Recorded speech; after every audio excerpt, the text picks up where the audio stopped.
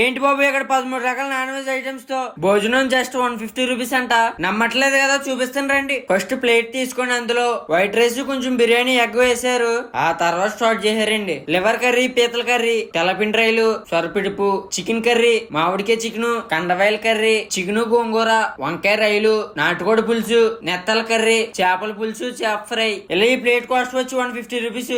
Taste విషయానికి వస్తే కొన్ని కర్రీలు సూపర్ ఉన్నాయి, కొన్ని బాగున్నాయి, కొన్ని పర్లేదు అనిపించింది. ఇంతకీ దీని అడ్రస్ ఎక్కడంటే మన కాకినాడ డైరీ ఫార్మ్ సెంటర్ లోనే అమ్మ భోజనం అని ఉంటుంది. అలాగే second branch Kakinada cinema road లో ఉంటుందంట.